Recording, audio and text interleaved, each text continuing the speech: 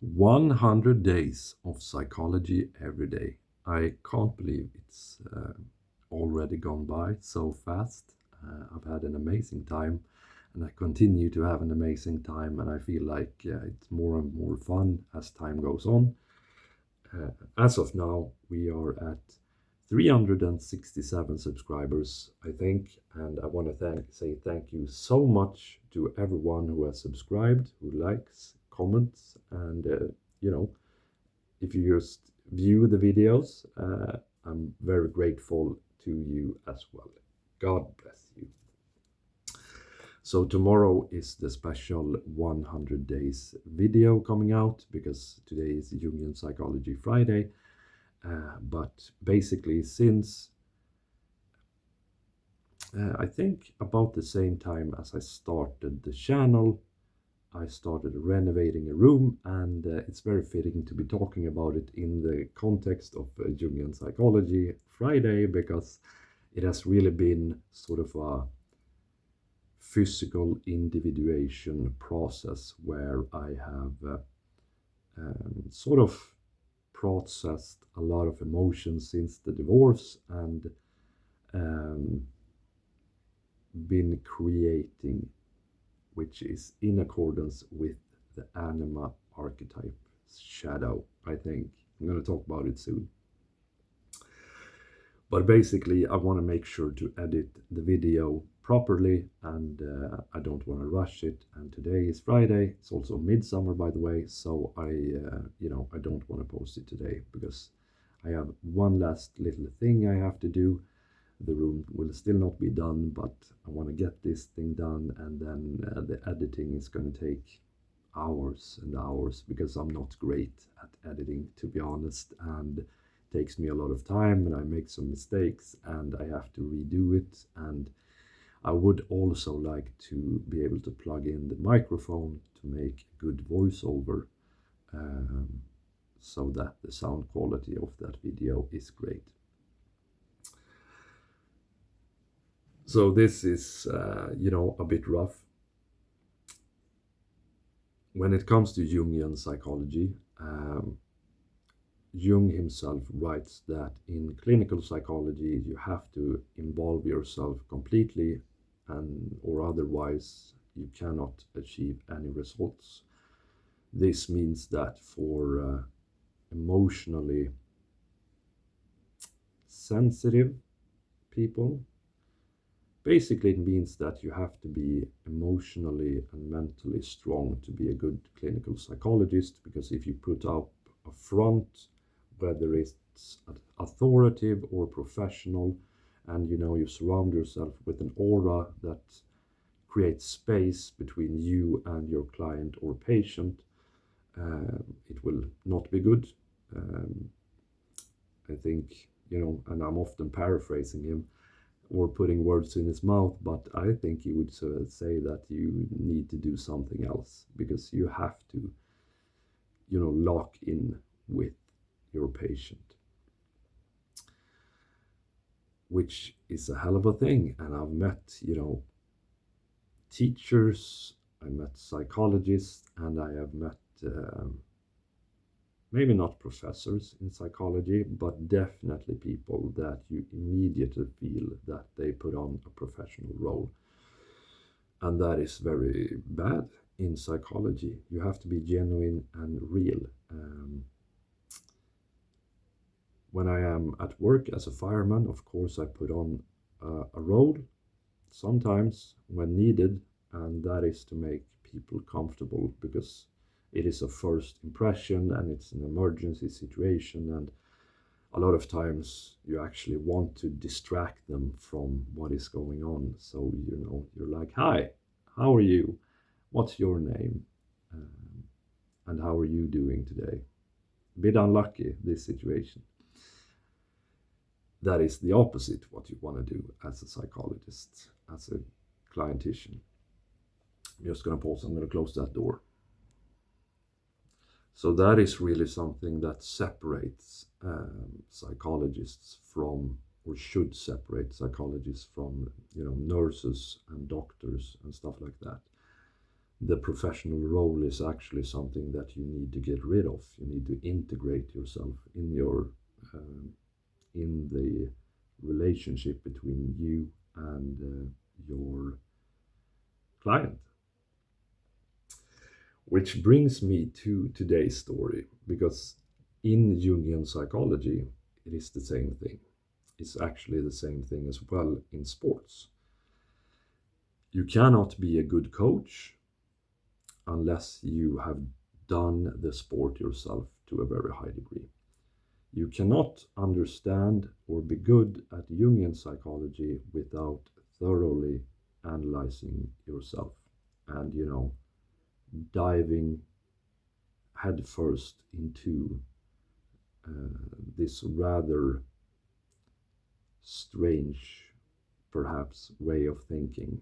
You have to really adapt it to understand it. And that is what I've done. I've decided, first of all, it fascinates me, but I've also been kind of scared of it because it seemed to me as it can really twist your mind, break it even, because in some ways it is so strange that I was worried that I would begin to lose track of what is real facts, realism, logical sense and stuff like that. But I've actually experienced a very positive and surprising side effect in that it's actually been easier to understand what is actually real and what is actual facts once you understand and look at what is subjective. Some people think that everything is subjective, everything is relative, everything is constructed truth, and that is because they don't understand any better. You have to look at what is actual truth and fact and separate that into different categories. So I'm very happy actually that I've done this journey, and I'm stalling right now because it's rough to talk about because, like I said, you have to get really involved in Jungian psychology. And to become a Jungian analyst, after you've done your, I don't know if you have to do a master's in psychology or if, some other things are enough, but after that, you have to do a 5-year education in becoming a Jungian analyst, and part of that is going to Jungian therapy and being analyzed, because a big difficulty with all of these things is that you are mostly blind to your own problems or your own shadows, whether it's shadows in function or typology, or whether it's function when it comes, shadows when it comes to symbols and archetypes. And you need someone that is very experienced that can take a look at you and see the sides that you yourself don't want to see. And the more I get into this, the more sure I become that I'm gonna do that 5-year program, and that is not just my not usual, but temporary manic self. It really, really fascinates me to the point that I think I would thoroughly regret it for the rest of my life if I don't do this. So I will do it.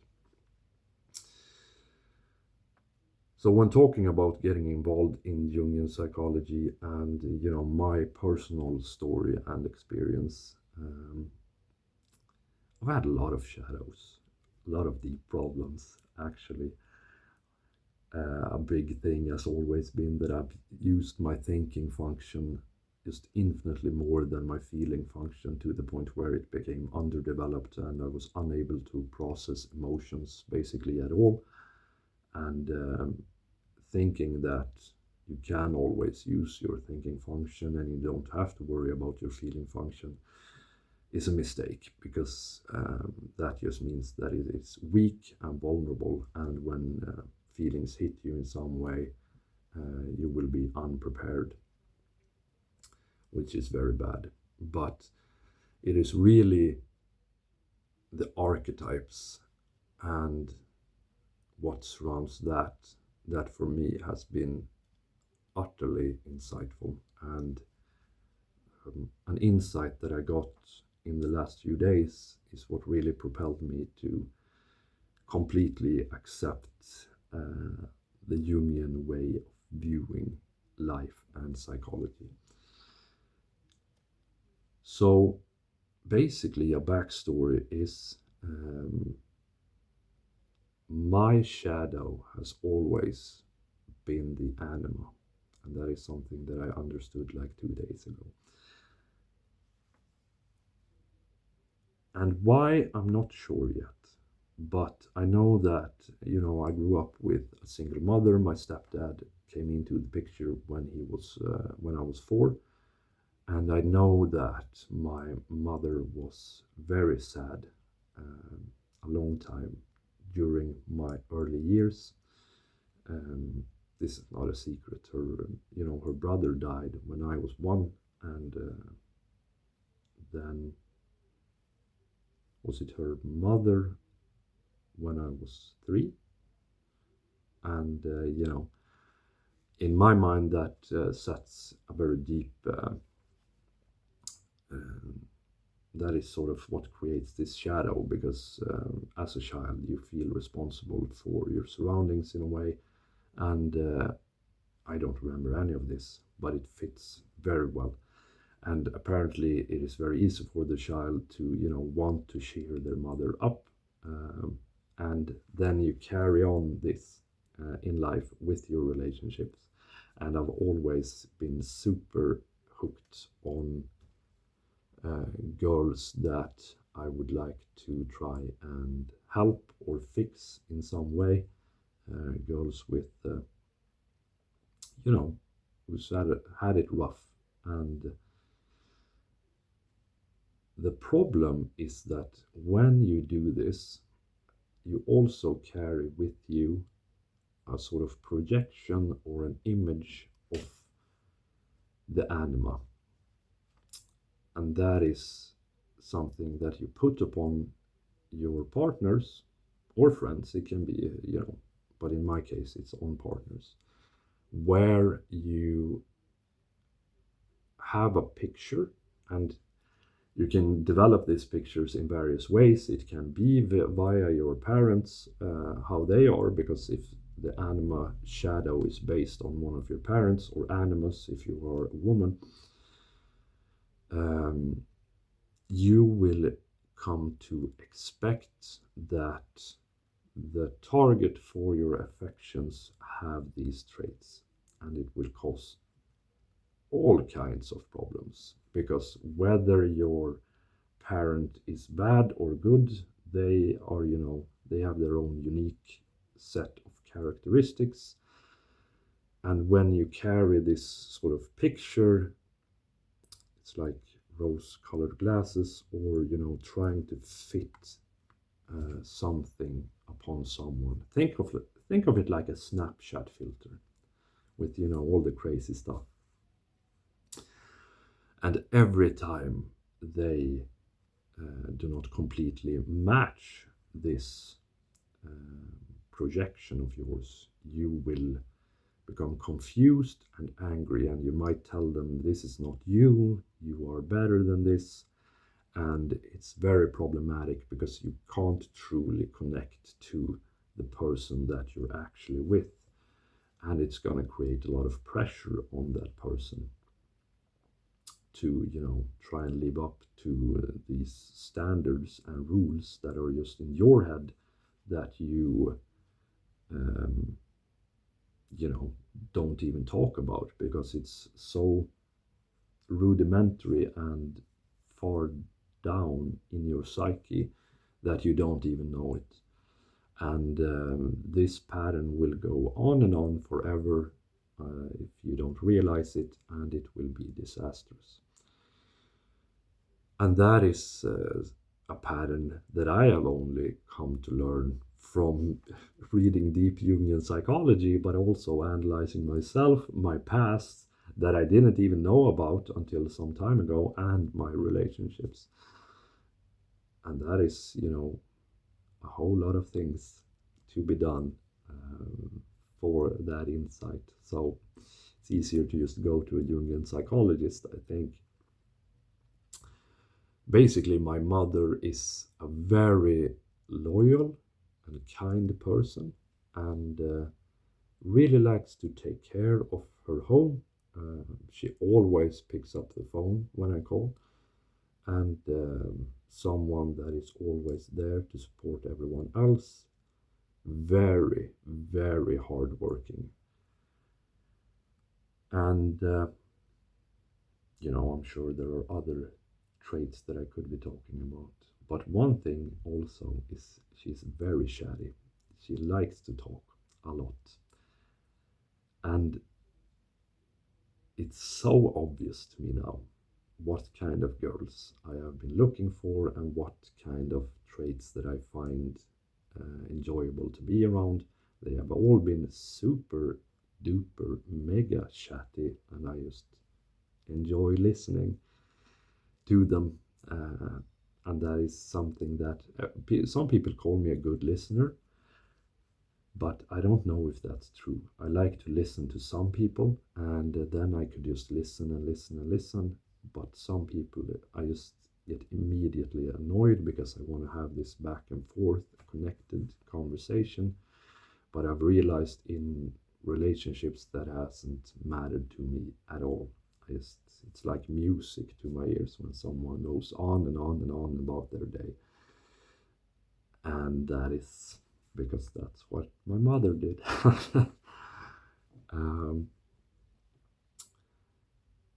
But of course, that is problematic because tensions arrive when maybe the girl has all of my mother's good traits, except that she's not homely, she doesn't like to take care of the home, that it will bug me in some sort of way that I don't understand myself.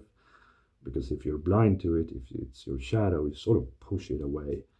And these problems, these shadow problems, and like I said, integrated basic deep down assumptions you have, your perceptions, it's the last thing that you will come to think about or understand. When talking about the anima, if you think about the yin and yang, I'm going to draw it up right here, maybe if I have a good paper. You know the Chinese symbol. This is a concept that I think was more developed by Jung than Carl Jung, but he talked about it a lot. It's a very good concept, and it's very easy to paint in the yin and yang. Well, the symbol is, a bit difficult to draw, but if you practice like I did, because I have horrible ADD, I just drew little doodles throughout my entire school years. It's quite fun to draw it, actually. Basically, you have the masculine and the feminine, right? But within us, each of us, we have both.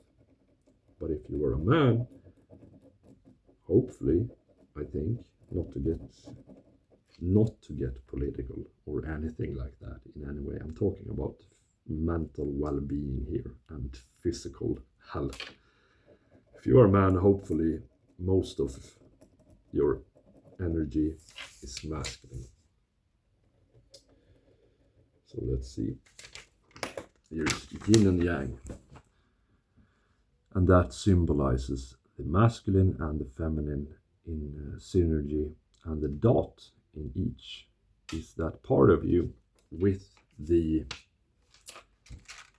opposite energy. And in each man there is or should be, the anima. This is something that is deeply problematic and not yet understood with our modern society, where everyone splits, divorces, single parenting. We all know since a long way back that problems arrive from children not having their opposite parent in the picture. So boys not having their father, girls not having their mother, and stuff like that. And also boys not having their mother is also very problematic, usually. Because even though it's a smaller part of you, it needs to be not forgotten, which makes it a shadow, and it needs to be, that is for your mental well-being and balance in your psyche. And it needs to be not too big, because then that is for the outer world, I think. It is not good for your life and your existence to have a majority of the opposite energy within you. Because the world is unforgiving, the world is brutal, and not in an evil way, but in a real way. You know, facts are facts, for instance. Can give you, and you can, of course, when I'm talking about dating, that is because I've been thinking about the subject recently.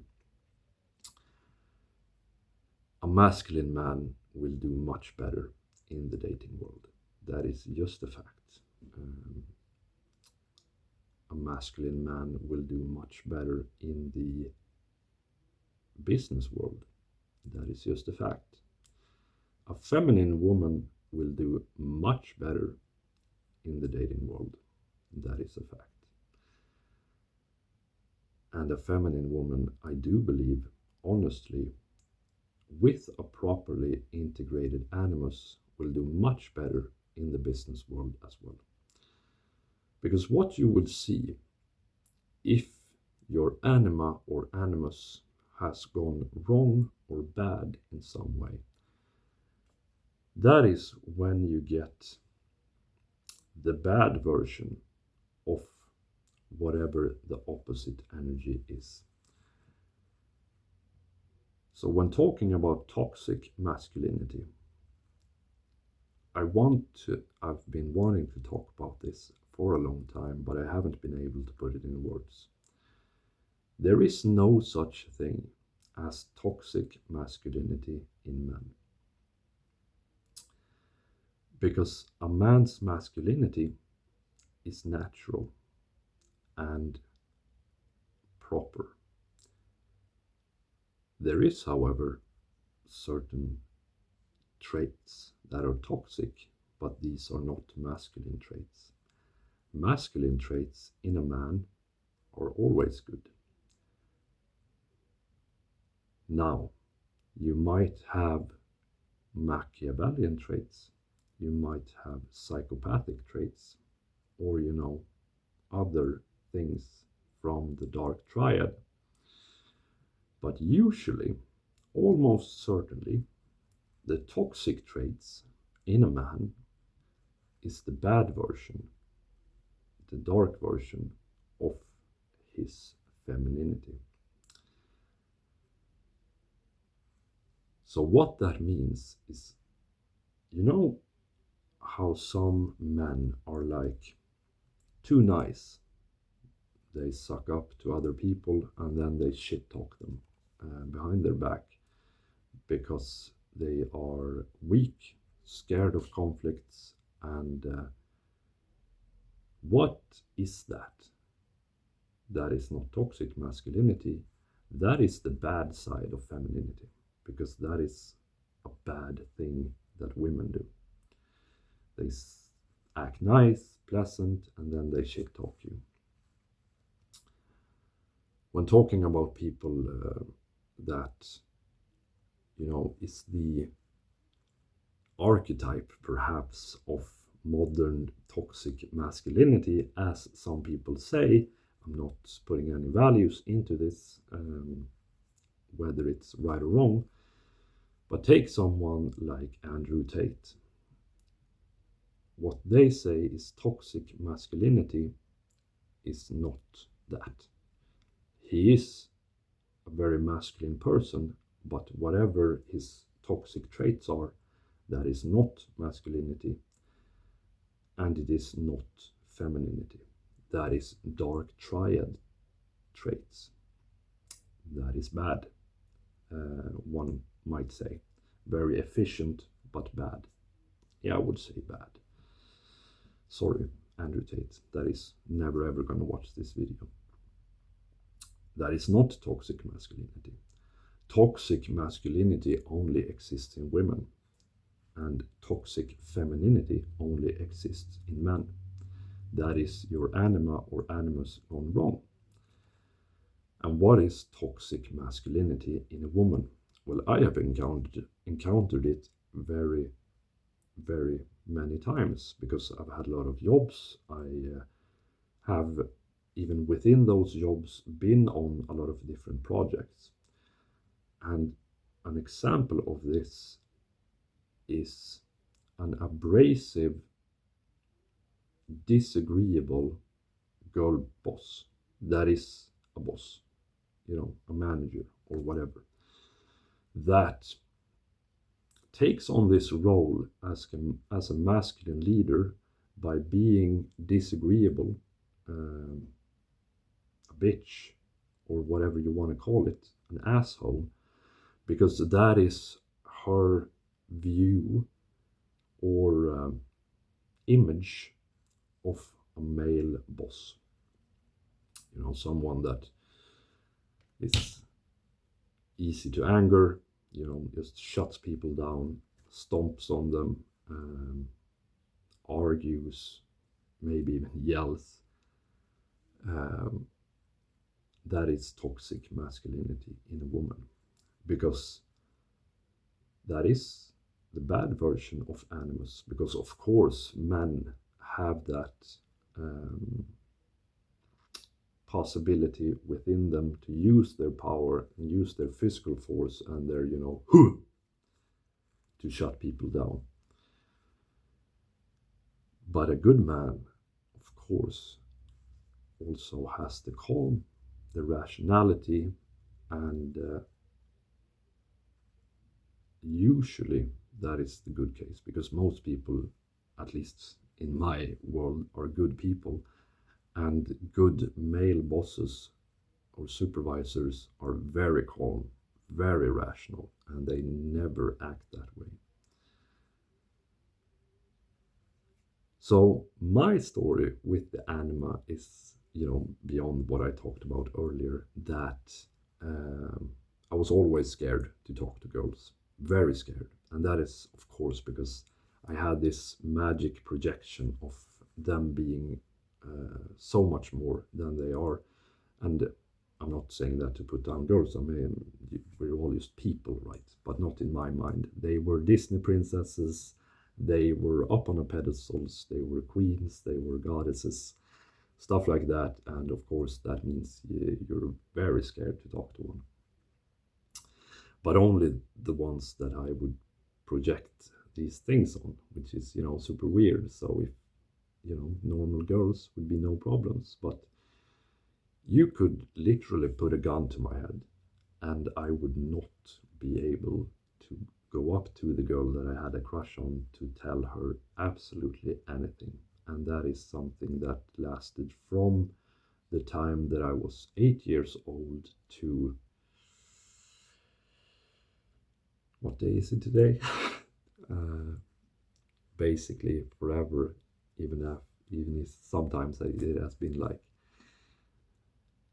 an off chance that she talked to me first, and it would sort itself out. And that only exaggerates the problem, of course, because this distance does not fix that problem. And Jung talked about how you can sort of see your problems or interact with them in your dreams. And that is something that I've been very interested in doing. I have not been able to remember my dreams, so I've had to start doing the process of actually clarifying your dreams, with the dream journal and stuff like that. I was too lazy to do it this morning, and now I forgot the dream, which is not good. But I remember the dream from last night and the night before. But the one dream that I've always remembered, because it's very hard to forget, is I used to have sleep paralysis, where you wake up, or you almost wake up, or in your dream it feels like you've woken up completely, but you can't move. And that is something that I had from the ages of, I think, 17 to 19, which is in between two relationships. I was in a relationship from when I was 15, then I was single, and then I got into a relationship when I was 20 with the mother of my child. And then I didn't have this at all until I was 25. Yeah. And then I had it super much until I met my wife. And this sleep paralysis was always the same. I would wake up, or whatever sleep paralysis is, I couldn't move, and in the peripheral of my sight, I would see some sort of woman in dark. Like, honestly, I'm not even making this up, a shadow figure. And she would be absolutely terrifying. I mean, imagine if the girl from The Grudge or The Ring or something was standing there, and you could feel her looking at you, and it would be just, oh my God, so terrifying. Yet, in this moment, even though she was absolutely terrifying, I could feel that she didn't want to hurt me, because she could, obviously. Not only is the girl from The Grudge and The Ring super duper mega strong, and I couldn't move, so. But she didn't want to hurt me. So I never understood why that is. And then when I met my wife, we're going off the deep end here. Maybe you'll unsubscribe because you think I'm just a nut job. When I met my wife, I would still have this a little bit, as we were dating. But one dream that I do remember, this is the most clear dream that I've ever had. I was sitting in a room in school, sorry. And there were rows of windows on the side, and the light would come in at, a diagonal. And there were, by that wall, two lines of these old desks just sitting right next to each other. And to my left, against the wall, were my wife sitting, and she was studying, and I was sitting studying, and the light would barely cover me. And this is about the time that we were studying, and we started studying, sorry. And in the shadow, this woman would appear, just absolutely terrifying. And I had encountered this woman, of course, in my sleep paralysis dreams, but never in a normal dream, I guess. But I felt it, starting to shift into a sleep paralysis. I knew this was going to be a long night, and I was going to wake up from this dream, lie in my bed, and just have a horrible, horrible night. So what I did is, and this is the moment I actually became a Christian, that I really started to believe in God. I would pray in the dream for God's help, and while I rose up to face this shadow, I was filled with a feeling that is not describable. Um, you can explain fear, because we've all felt fear. You can explain love. You can explain boredom.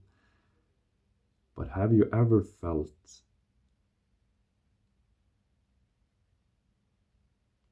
like I said, what? I don't have a word for it. Think of opposite fear, because fear is something that you feel physically all in your body, right? If you're actually terrified, sort of cold and prickly, and you freeze up, and maybe you shrivel a little bit when you feel absolute fear. And I prayed for the strength and courage to face whatever this is, to protect my wife in the dream. And instead I was filled with this sort of, it felt like a golden feeling, maybe like going Super Saiyan, but a mixture of courage and love and strength. And I felt so easy, absolutely no problem at all, as if it was my purpose to stand straight, more straight, more tall than I usually am, and look this shadow figure right into the eyes. And I was not afraid at all from being absolutely terrified. The opposite of terrified or afraid. And then I woke up, and then I never encountered sleep paralysis or that figure in my dreams ever again. That is when I became a believer. And of course, now I understand. That is the Anima Shadow. That was the Anima Shadow. She was calling me to look at her, to understand something. I still don't understand it. Maybe she will come back. I would welcome a sleep paralysis, and I would have a chat with her. But she disappeared when, I took on my wife as the Anima. I felt that she really fulfilled even my fake projection. We had an amazing relationship in my eyes. Just at the time of my life, and she was everything I had ever dreamed of, and more. And that extinguished the Anima Shadow, because I had it sort of in real life. And I think that is why the divorce hit me so brutally, just absolutely tore me apart. I've had breakups before. I've been able to just shake it off, be whatever, and this time it was not good at all. And there's other things, talking about the Anima. Like I said, I was on a flea market a while ago, and I found a lot of beautiful things. But the thing, and I wanted them to be able to paint them gold, as you will see in the renovation tomorrow. And the thing that stood out to me was a wooden statue of a woman that looked sort of like a witch or something akin to that, a sprite or whatever.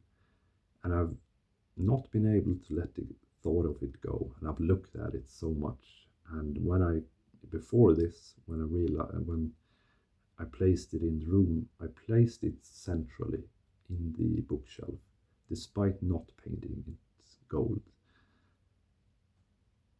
It's the Anima, of course. And the thing that actually, freed me from all of the pain, and this is also from before learning about the Anima or starting the Jungian course, I think, was when I separated my image and my projections of my wife from her, because that meant that I could carry this image and this projection with me, and that made me so happy, and it made me be able to let her go. And that, of course, is bringing your Anima with you, inside you. I don't know, man. It's pretty crazy.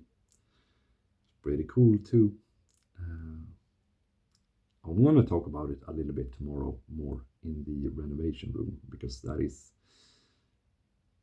symbolic of the individuation. So I will see you then, and thank you again for everyone that has watched all 41 minutes, for the subscriptions, the likes, and the comments. Have a great day, everyone. Have a great midsummer if you're in Sweden or wherever you are, and I will see you tomorrow. Maybe the clip will be late. I will see. I want to make it good. So, goodbye.